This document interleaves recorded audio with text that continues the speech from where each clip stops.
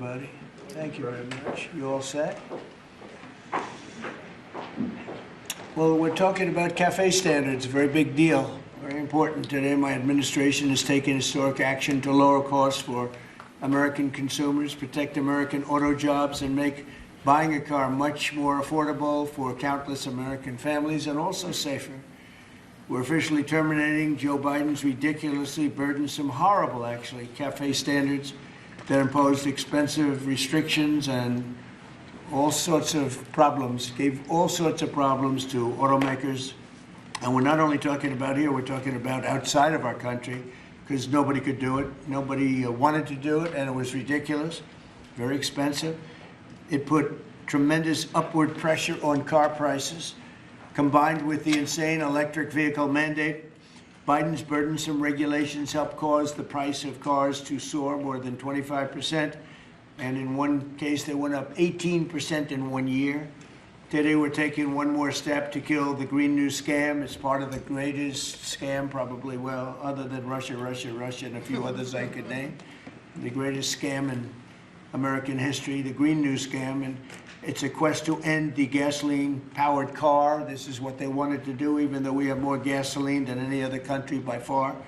And people want the gasoline car. They want everything. They want electric. They want to have lots of alternatives, but they do want the gasoline car. Right now, it's leading away by a lot. The car business is a very interesting business, but we want to keep it that way. I want to thank Transportation Secretary Sean Duffy, Deputy Transportation Secretary Stephen Bradbury, as well as CEO of Ford, Jim Farley. Jim, where is Jim? Let's see. Hi, Jim. Congratulations. You're doing a great job. CEO of Stellantis, Antonio Filosa. Thank you very much, Antonio. Chairman of the National Automobile Dealers Association, Tom Castrida. Yes, sir. Thank you very much, Tom. Great to have you. And Manager of General Motors Orient Plant, John Urbanek. Yes, sir. Thank you, sir. Great to have you guys here. And you're going to say a few words in a minute about how ridiculous this was, but we've just freed you up.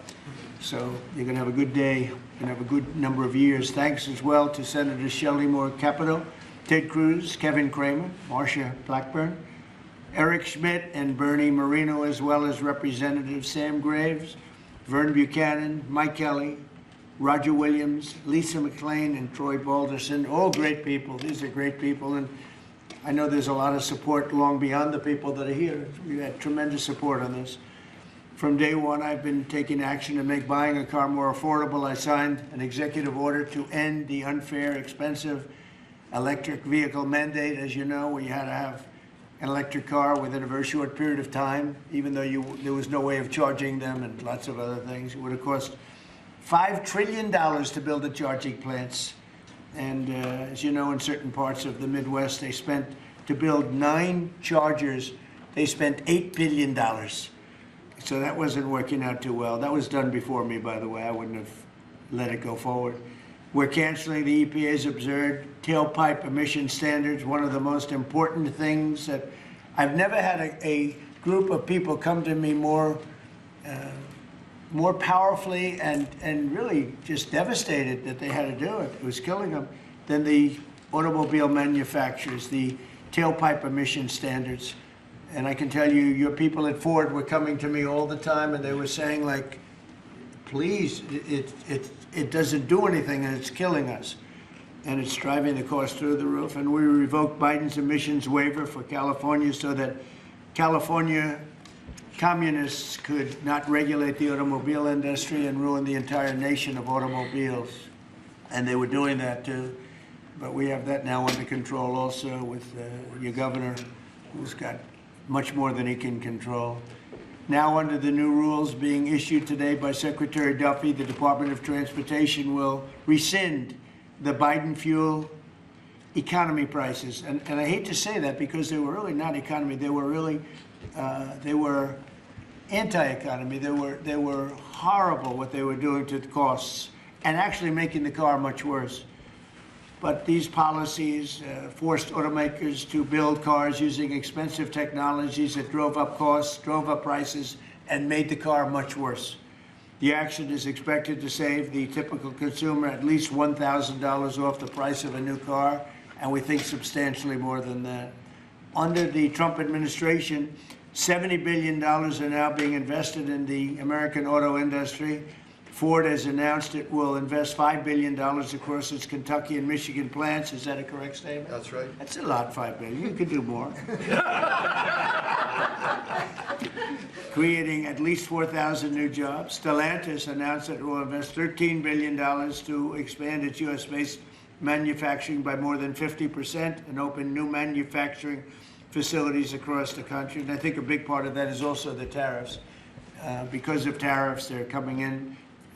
Not only the automobile industry, AI, we're leading China in AI, we're leading everybody in AI, we're leading everybody in everything. We have the hottest country right now. I will tell you, a lot of political people behind me, great political people, very successful political people.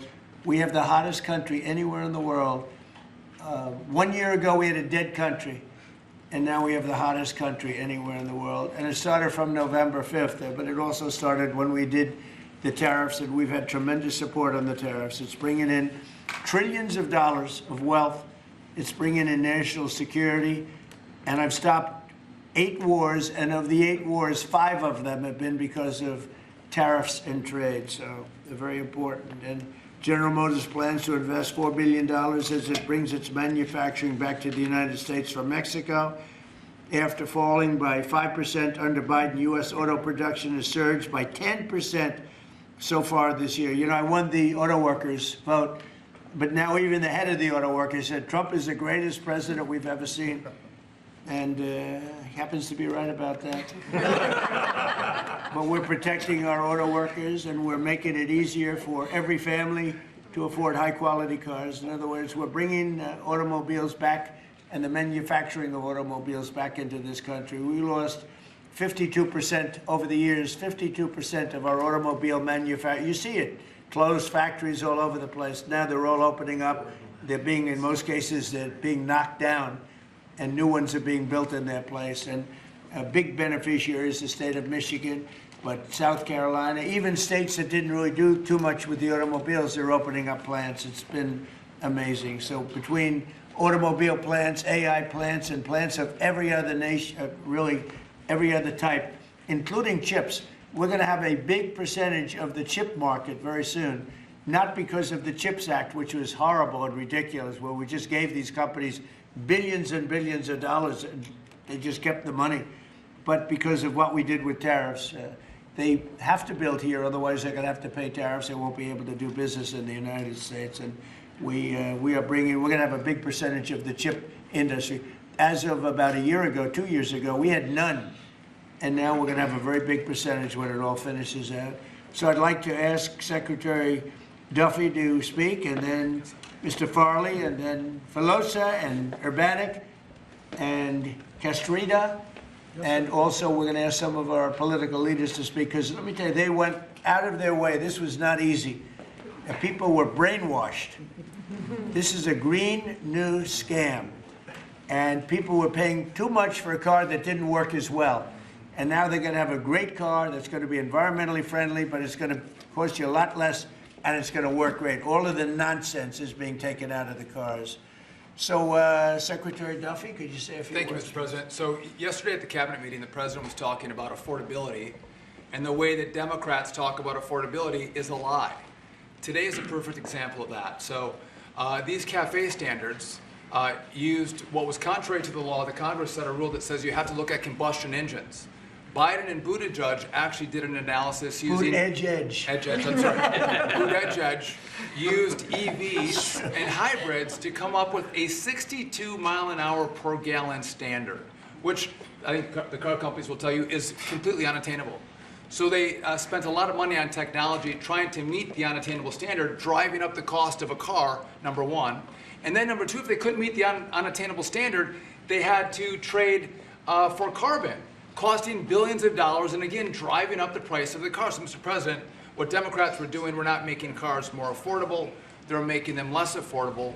The consequence of that is going to be that more Americans can afford to buy a new car, which means they're going to be safer on the roads because of all the great new technology we have that save lives.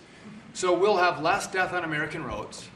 These rules are going to allow the automakers to make vehicles that Americans want to purchase, not vehicles that Joe Biden and Buttigieg wants them to build, which is important.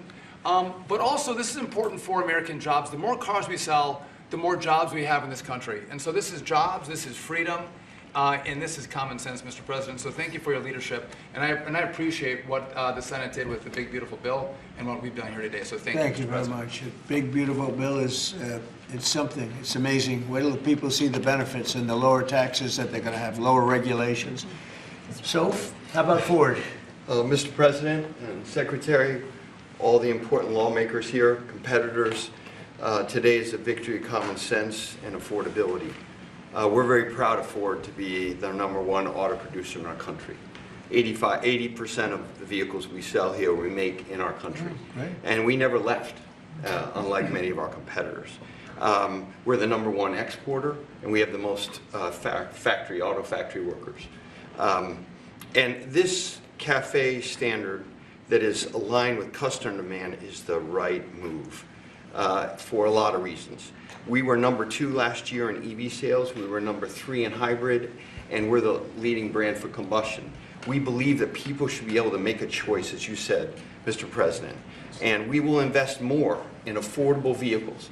This allows us to invest in affordable vehicles made in the U.S., which we will take the lead on, and will allow us to make vehicles more affordable. So thank you for making this step for all of you. Thank you very much. One of the other things we're doing, it's separate from this meeting, but I think everybody here would agree with it. If you go to Japan, where I just left, and if you go to South Korea and Malaysia and other countries, they have a very small car, sort of like the Beetle used to be with the Volkswagen. They're very small, they're really cute, and I said, how would that do in this country? And everyone seems to think good, but you're not allowed to build them. And I've authorized the Secretary to immediately approve the production of those cars. So you'll be able to buy, they really are, they're actually, some of them are really beautiful, actually. If you take a look, Honda, some of the Japanese companies do a beautiful job. But we're not allowed to make them in this country. And I think you're going to do very well with those cars. So we're going to approve those cars. Would you like to say something about that? Well, no, just that he never stops working, so even when he's on Asian time, he's calling me at midnight in the States. But he gave me the directive to clear the regulations on this, which we have. And so if Toyota or any other company wants to make smaller, more affordable cars, fuel efficient, we have cleared the deck so they can make them in America and sell them in America. They're really nice and less expensive. And it really gives people a chance to have a car, you know, have a brand new car as opposed to a car that maybe isn't so great. And so you car companies start thinking about that. I think it's going to be a tremendous market. Please, would you like to say something? Thank you, Mr. President. It's a great day for us at Stellantis today, because it's the day where we see CAFE regulation reconciled with real customers' demand.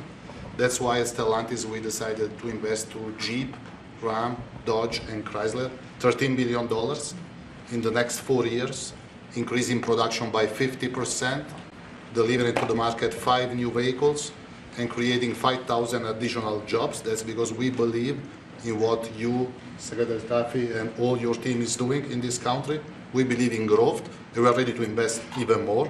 So thank you very much. Thank you very much also for this great news of the K cars, which we are very interested in, and we are very looking forward to work with Secretary Duffy, your team, in the future for the next steps. Thank you very much. Well, get ready for those cars because we've already cleared the way. You can start right away. We will. Thank you very much, Mr. President. Thank you very much. Please. Mr. President, thank you so much for having me. Thank you very much. We support your leadership for this issue that is so important to the auto industry. I'm here representing the hard-working men and women of Orion Assembly in Michigan. Right. The facility, our manufacturing facility there, is currently going through a retool so that we can build additional U.S. manufactured pickup trucks and full-size sport utilities for our customers, and we're so excited about that. And thank you for your support. Secretary Duffy, thank you as well. And this is largely coming in because of the tariff situation. We're taking in trillions of dollars, actually, trillions, and we have so many other advantages, but these great companies are coming back to the United States. They left the United States. If somebody was sitting behind this desk that knew what they were doing, that wouldn't have happened. They would have said, well, you can sell your car here, but we're going to put a 100% tariff, and you would have never had the auto industry leave. Again, we lost more than 50% of our auto industry, and now it's all coming back, and I think it's coming back. Ultimately, it's going to be bigger. I believe it's going to be bigger than it was before, actually. But it's an honor to have you here, and please, would you like to say something? President, Thank you very much. Tom Castrator, sir. I'm the chairman of National Automobile Dealers that represent 18,000 dealers in the country, along with 3,000 heavy-duty truck dealers. And what the actions that you've done as the president and your administration is definitely going to save our customers money. And you made your promises that let the consumer buy what they want, sir, and you delivered on that. And the other thing that you delivered was your promise in the big, beautiful bill, the tax deduction on loans that had gone away some years back. Right. And now that makes it affordable for our buyers that can save money through that loan of the tax, anywhere from several hundred to several thousand. So again, sir, on behalf of all the dealers and our customers, we appreciate what you and your administration have done, and of course our legislative support as well, Mr. President. Thank you. That's very nice, and I'm glad you brought that up. We're allowing people to deduct. So if you go out and buy a car, and this is for middle income, but for lower income, no matter what, they never really had deductions. You know, rich people like deductions, but middle income people were never really afforded deductions, which is very unfair. You borrow money to buy a car, you're allowed to deduct the interest from your income tax. And I think that's going to be one of the most, in terms of your industry, I think it's going to be the biggest thing that we're talking about, maybe even bigger than cafe standards. People are going to be able to borrow money, deduct it, so it's going to cost them essentially half. And they'll be... It'll help, yes, sir. I think it's going to be a tremendous factory. They've never had a chance to do that before. And that's all done. That's all in the great, big, beautiful bill. So it's really terrific. I'd like to ask a couple of our political leaders to say, because you guys have done an amazing job. This was something that was going to be very tough. We had to fight lunatics to get it done, and they had no answers. You know, you just present them with the facts, and they just say, well, we're just not going to vote for it. They couldn't talk about it, but they didn't want to vote. I see Mike Kelly, my friend back there, who's been with me from day one, right? Yep. What do you have to say, Mike? Well, you know what? I think you hit the key. Everybody's talking about the same thing. In America, look at the way they like each other. You can see, there's no hatred between these two guys. Yeah, as long as I beat his price, we're friends. Yeah, but you hit it on the head. The American people have always been able to choose what they want to buy. Right. They don't want to be taken out of a market by people who, quite frankly, don't even drive their own car, and saying this is the way you've got to go going into the future. And say, well, you may say that, but you're not in the market. You have no idea. And I know the business we're in. At the end of the day, if you were there with me, I'd say, oh, so Mr. President, other than price, what's keeping you from taking the car home today? It's always price. Yeah. And the fact that we can build a car that's affordable, that people want to buy, that's the key to it. What you've done is unlock the most ridiculous statute that ever came in with CAFE. It wasn't done by the Congress. It wasn't done. It was done by President Obama after the courts failed on it. So thank you for doing what you're doing. You're making America great again in every single way. Thank you. Thank you. It's going to be so big for the auto manufacturers. People aren't even going to believe the impact this has. You know, Mike used to come to my rallies all the time, and we'd have a rally, and it was like 0 degrees. It was freezing, everyone, and he'd sit there without a shirt on. And I didn't need that, you know. I didn't say it was pretty, but he would sit there in the cold, and he didn't mind it at all. I said, that's one tough cookie, right? You lit it up. We didn't need any heat. You were there. We had a good time. We had a lot of great rallies, right? We did. Pennsylvania. Please, Mr. Congressman. Thank you, Mr. President. I represent the dealer body. I'm a dealer, and we got some other dealers in here, but this is huge for the dealer body, the local car dealer. We're going to be able to sell what the customer wants. The manufacturer's going to make what the customer wants. We've got all kinds of options to the big bill. It's going to enable people, as we talked about, to deduct payments and so forth. As we say in the business, they've never been cheaper than they are today, Mr. President. And it's going to be a great opportunity for the dealer body to sell what consumers want. And 99% of the businesses in America are small businesses. Many are car dealers, employ a lot of people. It's going to be a great year for us. We appreciate your leadership, and we appreciate, man, from a retail standpoint, we appreciate the manufacturers going to step up and build cars that customers want and that we want to sell. So thank you very much. It makes it a great country. He's also a very brave congressman because he was there on the baseball field that horrible day with Steve Scalise and some other people. He was hit, but he took it very well. He took it very well. You're my pal. Thank you. Thanks. Great job. Appreciate you. Great job. Appreciate it. Kevin, could you say a few words of wisdom? One of the really smart economic forecasters, I will tell you, beyond an economist. He's a real forecaster. Please. Sir, I think that there's a massive macroeconomic benefit to what we're doing today. And the way to think about it is that the car that has the best gas mileage that you could buy that has only gasoline is a Honda that gets about 36 miles per gallon. Joe Biden wanted to make every car on average be above 50. So there's no car made in the US that you would be able to sell 2 years from now, 3 years from now under that rule. Because what he wanted to do was make everybody have an electric car, as you know. But here's the thing, that if everybody had an electric car, then nobody would be buying gasoline anymore, and they'd have to take all the miles that they travel and put it on the grid. And so we would have to increase the production of electricity in the US by 25% over the next couple of years if they had their way. And so you've really stopped a massive disruption for the economy with this. So thank you, sir. That wasn't the main reason, and yet it certainly is a main reason. You wouldn't have been able to do it even if you wanted it. It's just so crazy. That was the mandate, which we ended. Troy, would you like to say something? Great honor, thank you. My family is a former dealer, 48 years, Chrysler Dodge dealer. And then I got into the political world, sir. Yeah. I had more fun in the dealership world, but I miss it, but I still play a big role in automobiles and grateful. I remember under President Obama, when the CAFE standards changed, as Mike brought up, and going through those challenging times as a Chrysler dealer before Stellantis came along. It was Daimler before you guys got it. So thank you very much for being here and making these changes. And as you said, that interest on the car loan piece was big. And I know that Bernie led the charge on that in the Senate and get it into one big, beautiful bill. That really is a big deal, and people need to understand how big a deal that is. They did a great job. And by the way, we had a great victory last night. Kind of like our race, huh? He's going to be a great congressman. I think so. Really, like us, right? Yeah, I think like us. One of my early endorsements, right? Yes, sir. Can we talk about it? You're right there is a man. Come in. Let me say hello to you. Please, go ahead. Thank you, Mr. President, Thank you. for your leadership. But the thing I've admired most, you've been in business, you've been in the battles over the years, and you're helping us lead us out. Most people that are up here have no idea about business or small business. That's Makes true. a big difference. One is. Number two is, I would just say in terms of the tax stuff we're talking about, one of the things that get missed, and I'm in Florida, Sarasota region, is the ability to deduct. Most people have a small business, they'll have a lawn business, they'll have this, that, they buy a new or used truck. They can take that deduction, let's say they're in a 20% tax bracket, but the vehicle's 60 grand, they can take 20% of the 60 grand, get a $12,000 write-off. They can pay their payments for the first year. That's a powerful tool we don't talk about, I don't know why, but at the end of the day, because of what you've put in place, full expensing, Right. that's the tool that would use.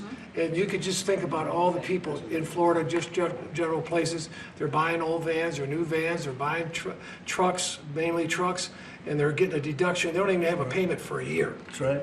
So it's one of the best things for One Florida. of the and everybody biggest else. things in the bill. Yeah, Expensing. expensing is a powerful tool. They can write the whole asset off the first year, take that deduction, put $12,000 in their pocket on a $20,000. Well, let me mention one other thing.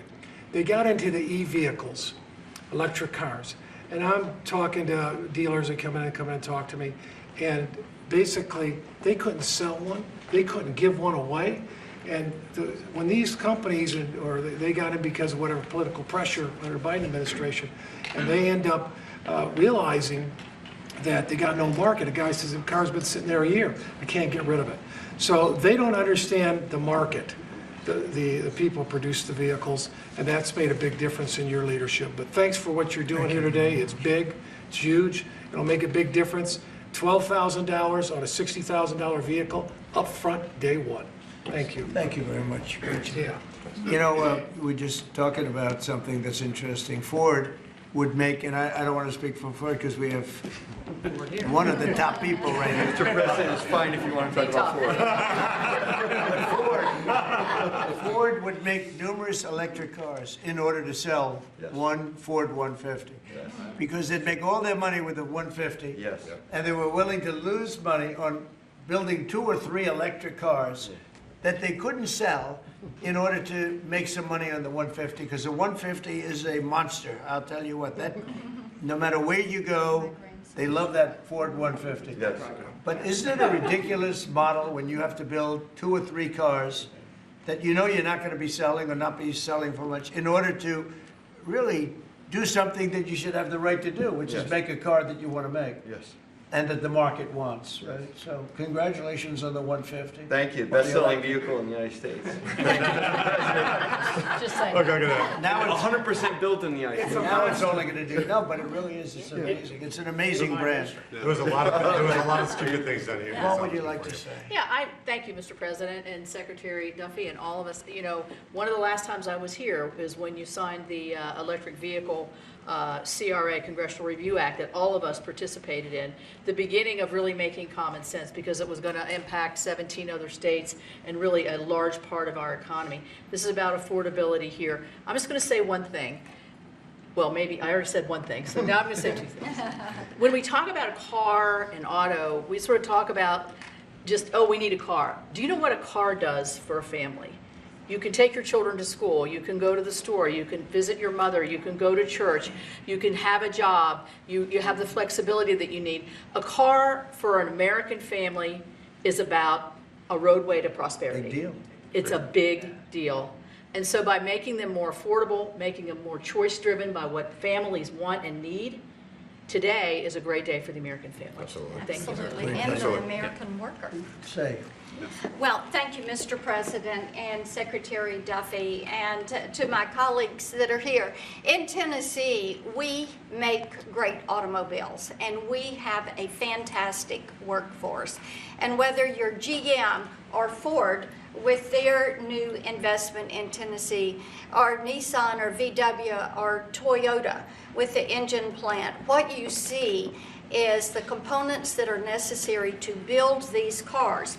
And removing these standards and making cars more affordable does mean that more people will purchase them, but it also means we're going to have to make more cars to meet that demand, and for Tennessee, that is a great thing. So, you know, I'm just sitting here and I'm thinking, like, we have the biggest auto manufacturers in the world. They're talking about investing billions and they're investing it as we speak, but billions and billions of dollars in our country. Thank you very much. And they're here. They're not like, well, maybe we'll do it. They're doing it because of tariffs, and they're doing it because of maybe they like the president, and we're doing things like this for them, which frankly, no matter who you are, this should be done. And we're doing things like deductibility of interest. When you borrow money to buy a car, you're allowed to deduct it from your income tax. That is a massive tax cut for people. They're probably going to be trying to buy that car anyway. And I really think that that interest factor is going to be one of the biggest things. When I was proud of that because I thought of it, and it seems so simple. Other people are allowed big interest. If you're a rich person, you're allowed to have big interest deductions for different things you do. But if you're a middle-income person that has to buy a car, you were never entitled to anything. And now you're getting a full interest deduction on the loan. And I think that's going to have one of the biggest impacts. But we're here with companies that are investing tens of billions of dollars in our country as we speak. It's not going to be in 2 years or 3 years. A lot of it's because of the expensing provision in the bill, in the big, beautiful bill. But a miracle is happening in our country. It's a miracle. This is just the auto industry, but we have other industries where it's the same thing. They're building all over our country, and this is a revolution is happening. It's a business revolution. It's a jobs revolution. It's a car revolution. We're bringing back the car industry that was stolen from us because we have people that didn't know what they were doing sitting at this desk. And they put the wrong people in because they weren't advised properly. And this is really an incredible thing that's happening. Go ahead, Kevin. Well, thank you, Mr. President. And I think in many respects, pretty much everything that could be said has been, except that I think what Kevin talks about in terms of the cascading economic opportunity from this one single event is just the tip of the iceberg. When you think of all the rules and regulations that you have repealed, I think it's more important, frankly, than the tax cuts. However, in the Working Family Tax Cuts Act, remember we made permanent a lot of really good policy from the first Trump era, not the least of which for small businesses is bonus depreciation. The opportunity to depreciate the year that you purchase an F-150 for your small business or a large truck for your farm.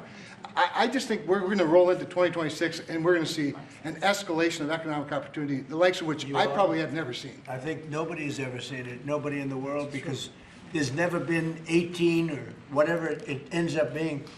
In 10 months, we have $18 trillion being invested. We never had $1 trillion being invested. And Biden had much less than that. Think of it. He had less than $1 trillion over 4 years. We have $18 trillion in 10 months, and it's actually as of 9 months. So there's never been anything. Eric? Yeah, what Mr. do you President, have to say? thank you. And on behalf of the people of the great state of Missouri, who we actually make things from F-15s to F-47s now, thanks to you. We'll be building the F-47 and then F-150s. And those are real jobs, and we make things in Missouri. This is going to go a long way, I think, for making things more affordable for normal people. Nothing could be more American than driving a car on a highway, and this is going to make that more accessible for more people. So thanks for your leadership. Your state's doing a great job. Yeah, well, they love you too. It's a great place. Thank you. Please. Thank you, Mr. President. I'm going to talk to you just a minute from a rural perspective, Okay. because these CAFE standards were absolutely unworkable in rural Missouri. We need vehicles that are practical and affordable and can haul for our small businesses, for agriculture, and it just simply didn't work. Those CAFE standards didn't work. So I applaud you and Secretary Duffy for your hard work and what you're doing on behalf of rural America. Well, it was keeping a lot of manufacturers out of our country, too. They said, we're not going to, are you crazy? They thought, outside manufacturers thought we were absolutely insane with all of the different things. It was just made up nonsense. It was like made up. It was really made up by people that hate our country. I really believe. Does anybody else have anything to say? I'd say about two quick things, Mr. Oh, President. go. Bernie, I didn't see you. Two quick things I think are really important. So the person who sat behind this desk before you gave $7,500 in subsidies to multimillionaires who are leasing electric Rolls Royces, electric Porsches, electric Lamborghinis. We're getting $7,500 from the taxpayer. And these Democrats sit on this floor and say that Republicans are for millionaires and billionaires. We are the opposite of giving $7,500 to multi-billionaires to lease foreign electric vehicles. Number two, because of your policies, at the beginning of the year, 51% of the cars sold in America were made in America, 51%, before you got sworn in. Last month, that number was 57%. We moved it 6 points, which nobody thought would be possible in 4 years. We did it in 10 months. That's something that maybe the news should cover a little bit more. And we've driven down the price of automobiles. The car prices for consumers are down before you did. Just about everything is down. You know, this whole thing is, they use the word affordability. It's a Democrat hoax. They're the ones that drove the prices up. And all they do is say, affordability, and you're supposed to say, oh, that means they had low prices. No, we inherited the worst inflation in the history of our country. They say 48 years, but let's say that's history. I don't believe that. Biden had, because of his stupid ways and between his energy policies and his spending policies, we had the worst inflation in the history of our country. And now our prices are coming down, and they're coming down for cars, and they're coming down. I mean, did you hear yesterday when Chris Wright from Energy, the head of energy in our country, said there are now parts of our country, it's all happening, $1.99 for gasoline, a gallon. And we have it at $2.50, $2.60. It was at $5. And that's bigger than any tax cut we could give. You know, for the average family, that's considered bigger than any tax cut. So the word affordability, when they mention it, you ever watch them? It's all about, I saw the young lady that lost last night. She lost by a lot more than they thought. And we have a great new candidate in Congress, really great, Matt Van Epps. But I saw last night, she said, it's all about affordability, all about, they never talk about like the specifics. Right. Everything was through the roof. Eggs, when I took over, eggs were 4 times higher than they ever were. We got the prices down to the lowest level. Yep. I mean, amazing. But they never, you gotta watch, they're great con people. It's like the Inflation Reduction Act. And after they got it approved, because everybody said inflation reduction, they admitted it had nothing to do with reducing inflation. It's a con job. I think affordability is the greatest con job. They look at you and they say, affordability. They don't say anything else. Everyone says, oh, their prices were so low. No, they had the worst inflation. We had the highest prices we ever had, and now they're all coming down, including beef is coming down. Beef was up there a little bit. Our ranchers did well, but we got to make them do a little bit less well, perhaps. But the beef is now coming down. Coffee is now coming down. It's all coming down, and it's a beautiful thing to see. But remember this, when they use the word affordability, they just say, they never say anything else. This election's about affordability, and then they go into the next subject. It's a con job.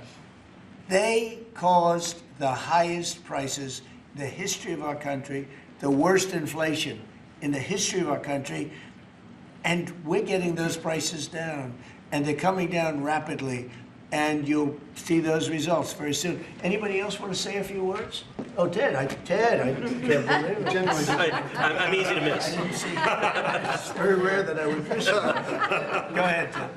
Well, Mr. President, I want to congratulate you on behalf of everyone here for the leadership that you're showing. And this is a victory today for consumers. This is a victory for affordability. Your critics like to say the word affordability. Under Joe Biden and the Democrats, they put mandate after mandate after mandate on cars and trucks, and they drove the price up thousands and thousands of dollars. And with the actions you're taking today, and you put on top of that the one big beautiful bill, you know, most of the senators here on the Senate Commerce Committee, and on the Commerce Committee, we worked together to zero out the CAFE standards. We wrote that into the law that the CAFE standards went to zero. What does that mean? It means you can now, as a consumer, buy the car you want. It also means people's lives will be safer, because what these regulations did is they forced cars to be more expensive and made of plastic instead of steel, because you had to make them lighter to comply with these standards, so you'd get in a wreck and people would die. The result of what you're doing, you're literally saving people's lives, and you're making it where families can afford to get a new car. These actions will drop the cost of cars and trucks thousands of dollars. That makes a real difference. And I'll make one final point. You know, about half the members here are car dealers. And I will say my good friend Roger Williams out in the lobby, he tried to sell me a car, which didn't surprise me, but I just want to give props to Mike Kelly. He showed he was savvier because he tried to sell you a car, and you can afford a much nicer car than I can. So well done, Mike. Roger, you just went to the wrong customer. That was $100 cheaper. The thing that Ted just said, it's true. Plastic instead of steel. Think of that. And people died because of that. The plastic was plastic in an auto accident, and it broke up, and people were shattered because of that crazy deal. But it's a really good point. Go ahead. And Mr. President, I'll tell you, in the Senate Commerce Committee on January 14th, we're going to have a hearing with all of the big three there and Tesla, and the entire hearing is going to focus on how your leadership has reduced the burdens on car makers. That's lowering costs, that's giving consumers more choices, and it's producing more jobs in America. And it's highlighting that's a real record of success. Yeah, well, it's an honor. And, you know, they were going by California. We had like 2 different countries, California and 15 that followed California, because you had 15 states follow California. And the rules from California were just like everything else. That's why people are leaving. That's why it's such a mess. It's got there's a state with such unbelievable potential. But what they did with the car industry is incredible. And that was, you know, the car companies didn't know what to do because they had 2 standards, and you can't build 2 different cars for the same country. And what we're doing today is very big. Would anybody like to say something? Would you like to say something, my friend? I just want to say thank you. Thank you.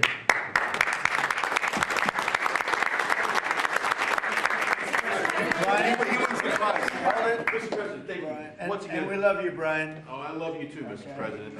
I've always said he's a good man. Well, Go I ahead. appreciate that. I've always said you've tackled the three M's: mortgage, munchkins, and marriage. You've solidified all of those. I'll add motor vehicles to that now.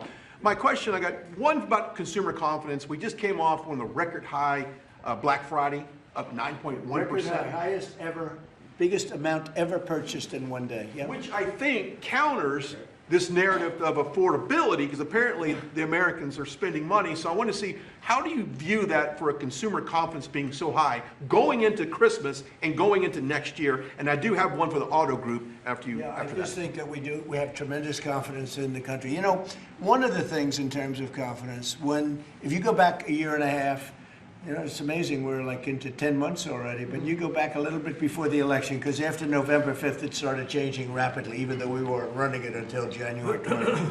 But when you look back and you look at the enlistment of soldiers, people that wanted to join the military, the Army, Navy, the Air Force, Marines, Coast Guard, it's like booming, it's all Space Force. But we had the worst recruitment in the history of our country. A year later, we have the greatest recruitment in the history. You can't even get in. Getting in is like getting into a top college that you couldn't get in. People want to be in the service now, and that includes the police and firemen, other things. You couldn't hire police, you couldn't hire anybody in the Army or the Navy. You couldn't get people in, and we now have gone from that to record recruitment. We're getting high quality people, amazing people, wanting to be in the military. They have a spirit now, you know, call it what you want, but that's part of it. But they have great spirit now. So it's a great thing. Go ahead, ask your second question. Okay, my second question, I've got a lot of close family friends that are in the automotive business, own dealerships all across Southern California. They sent me a question to ask you.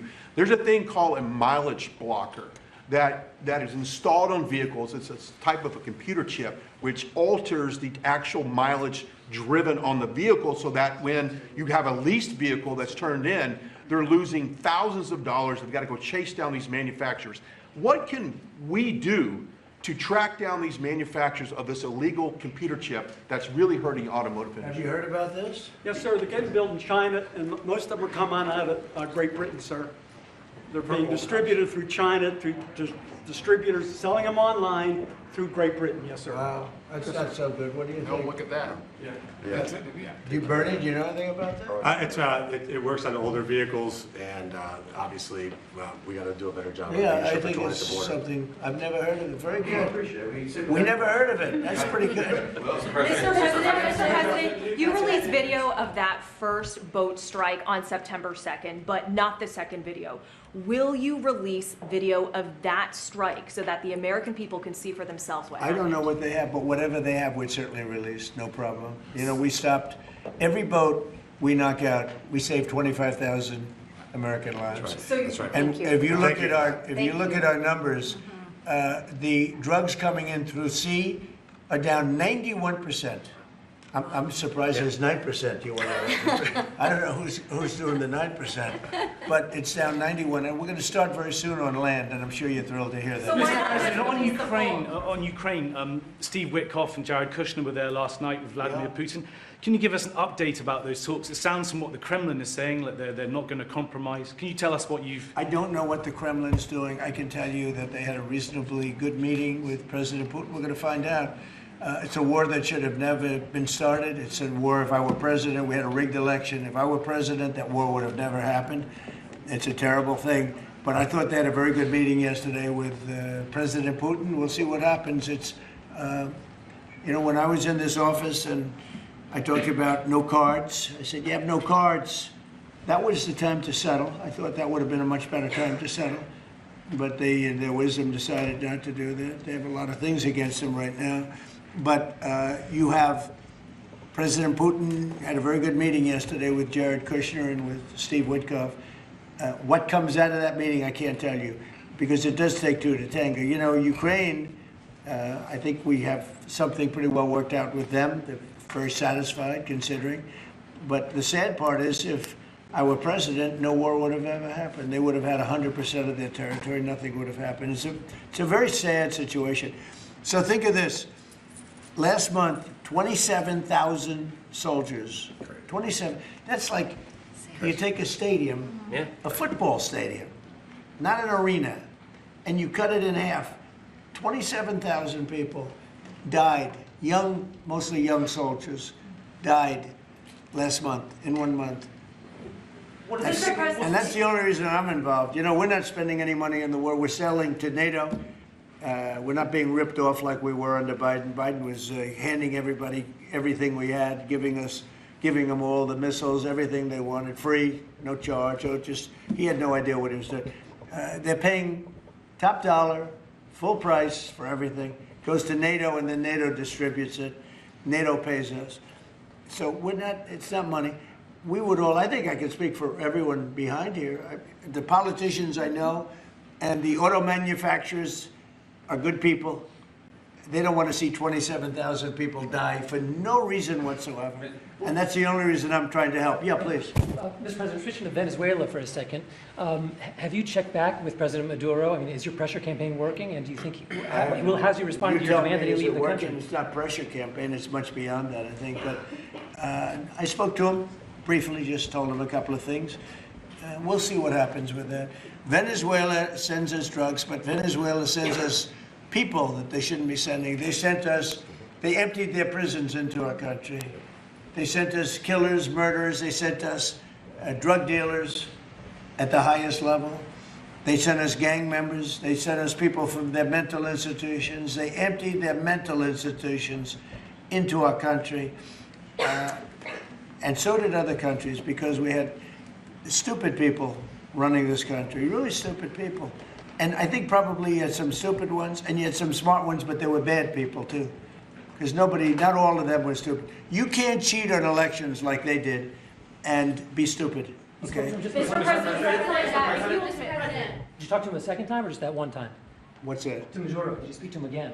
No, I didn't. Mr. President, if you do find... When you spoke with Mr. Witkoff and with Mr. Kushner... Last night, did they give you the sense that President Putin still wants to end the war, wants to make peace? He would like to end the war. That was their impression. Now, whether or not, you believe him? That was their impression. You know, their impression was that he would like to see the war ended. I think he'd like to get back to dealing a more normal life. I think he'd like to be trading with the United States of America, frankly, instead of, losing thousands of soldiers a week. But their impression was very strongly that he'd like to make a deal. We'll see what happens. Mr. President, if a boat strikes, if it is found that survivors were actually killed while clinging on to that boat, should Secretary Hegseth, Admiral Bradley, or others be punished? I think you're going to find that this is war, that these people were killing our people by the millions, actually, if you look over a few years. I think last year we lost close to 300,000 people were killed. That's not mentioning all the families. Have you seen what happens with the families of not only the people killed, the people that are trying to get their son or their daughter off of this poison that they've been fed?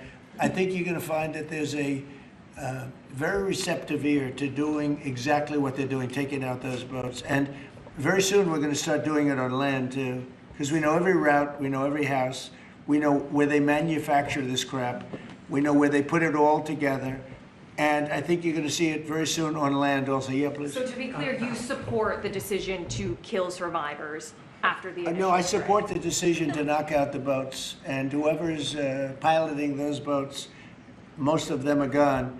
But whoever are piloting those boats, they're guilty of trying to kill people in our country. Yeah, please. The House Judiciary Committee has subpoenaed Jack Smith to ask about his investigation of you. I wondered, for a deposition, I wondered if you'd prefer to see that as a hearing so that the American public can see the questions and the responses more easily. I'd rather see it probably at a hearing. Look, Jack Smith is a thug. He's a failed prosecutor. He's a bad man. He's an evil man. He hurt a lot of people. Forget about me. I do this stuff, but I got indicted many times by a guy that they were dismissed. He's a bad guy. He's a sick man. There's something wrong with him, actually. I think Jack Smith is a sick man. There's something really wrong with him. I'd rather see him testify publicly because there's no way he can answer the questions. But Biden knew this was going along. Kamala knew it was going along. And there's a lot of things happening right now that they don't like. One of the things is the auto pen. Everything he signed, almost, with the exception of the pardon of his wonderful son, Hunter, just about everything he signed was not signed by him. He had no knowledge of it. He didn't know what it was. People sitting around the beautiful Resolute desk knew exactly what it was. And those people are guilty, in my opinion, of a major crime. Everything that was signed by that auto pen, the man operating the auto pen, and I'm sure there are more than one, because I think some of the people can operate it themselves. Some of the high-level people operate it themselves. They would just go in and sign his name with an auto pen onto very important documents, not only pardons, but policy, maybe CAFE standards, okay, as an example. Who signed CAFE? If you ask Biden what's a CAFE standard, he would have absolutely no idea. He'd say, where is the cafe located? The guy didn't know anything. Look, that just shows you what a rigged election can be, but you understand what I'm saying. Thank you. You've had conversations with... with Jensen. Right, so... Smart man. In your conversations with him, have you kind of given a sense of where you are with export controls and the types of chips that NVIDIA can give to China? Sure, he knows very well. He's done an amazing job. NVIDIA, very good. Yeah. Mr. President, when do you expect for phase 2 of the Gaza peace plan to be implemented? And Well, it's going along well. You know, they had a problem today, I understand, with a bomb that went off and hurt some people pretty badly, probably killed some people. They're telling me it just happened. But it's going on very... We have peace in the Middle East. People don't realize it. We have tremendous support. 59 countries. There's tremendous support. But phase 2 is moving along. Yeah, it's going to happen pretty soon. Mr. President, did you speak with House Republican leadership about your decision to pardon Congressman Henry Cuellar? And are you concerned that you made a vulnerable Democrat perhaps less vulnerable with that decision? It didn't matter. He's a respected person. He was treated very badly because he said that people should not be allowed to pour into our country. And he was right. He didn't like open borders. He was on the border. You know, he represents a very respected man. He represents the people on the border, and he saw what was happening. And as soon as he made that statement, I then said, I'll bet he gets indicted. And that's what happened. You know, I put out my truth from that. Well, I did a truth. Wonderful truth. We love truth. But what happened is he got indicted for speaking the truth. And his wife got indicted, Imelda. And that's sort of a first. Usually they leave the wives alone, right? Don't they, Congressman? Typically they indict somebody, put him in jail for the rest of his life, but the wife can just sit home and cry, or she'll find a new man. You know? A lot of times they find a new man that makes them much happier. In fact, a lot of times they like that man better than the one that's in jail. Mr. President, thank you. The mayor of Minneapolis, Jacob Frey, is saying that he's actually proud to have the largest Somali community in the country, and his police chief Well, then he's a fool. Well, his police chief is also I saying wouldn't be proud to have the largest Somalian. Look at their nation. Look how bad their nation is. It's not even a nation. It's just people walking around killing each other. Look, these Somalians have taken billions of dollars out of our country. They've taken billions and billions of dollars. They have a representative, Ilhan Omar, who they say married her brother. It's a fraud. She tries to deny it now, but you can't really deny it because, you know, it just happened. She shouldn't be allowed to be a congresswoman, and I'm sure people are looking at that. And she should be thrown the hell out of our country. And most of those people, they have destroyed Minnesota, okay? Minnesota, you have an incompetent governor. You have a crooked governor. He's crooked as hell, but he's incompetent. Walz he should be ashamed. That beautiful land, that beautiful state, it's a hellhole right now. And the Somalians should be out of here. They've destroyed our country.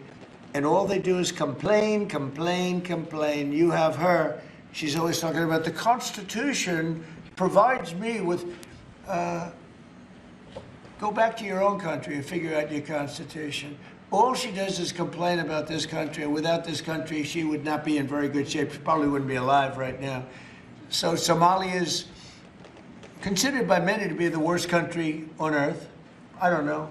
I haven't been there. I won't be there anytime soon, I hope. But what the Somalian people have done to Minnesota is not even believable. It's not even believable. And a lot of it starts with the governor. A lot of it starts with Barack Hussein Obama, because that's when people started coming in. And you have to have people come in that are going to love our country, cherish our country. They want to kiss our country goodnight. They talk about our country. We want them to pray for our country. This is not the people living in Minnesota. And she's a disaster. She should not be, and her friends shouldn't be allowed. Frankly, they shouldn't even be allowed to be congresspeople, okay? They shouldn't even be allowed to be congresspeople, because they don't represent the interests of our country. Anybody else? Mr. President, the automakers spent billions on meeting the Biden EV rules. Should they be able to recoup that somehow, given the change? And there's a question about the doing it. No. I'm not letting them recoup. They're going to do just fine. You know how they recoup? From this point forward, they'll do very well. Can you also talk about the USMCA and what you're thinking about renegotiating that with the automakers? Well, that's just an ongoing thing. It expires in about a year, and we'll either let it expire or we'll maybe work out another deal with Mexico and Canada. But look, Mexico and Canada have taken advantage of the United States, like just about every other country, in all fairness. It's not them, I'm not blaming them. But every country, because we had stupid people running our country. We had a lot of stupid people running. That's why we have $38 trillion in debt. But the beautiful thing about the tariffs is we'll start paying off that debt. The money coming in, they're finding money in our country now that they never knew existed. The other day, $30 billion. Where did it come from? I said, why don't you check the tariff show? They said, sir, that tariff hasn't started yet. It doesn't start till January. I said, no, it started 2 months ago. They called back, sir, you're right, it was from tariffs. No, we have a whole different country. I hope the Supreme Court, I pray that the Supreme Court understands the importance of the sensible, really, I mean, this would be country threatening if something happened with regard to that. You know, the people that brought that case are bad people. They're very bad people. They hate our country. They represent foreign countries, including China. But they represent, and China's paying us a lot of money now in tariffs, but they represent people that really don't like our country much. And I know some of them, and they're scum. In my opinion, they're scum. They're absolute scum. And they're not suing for any good reason. They're just suing to see if they can stop it, because they make money if this country does badly. You know? So, but we're taking in trillions of dollars. We're stopping wars. We have great national security because of tariffs. And then to think that we have to even go and justify this.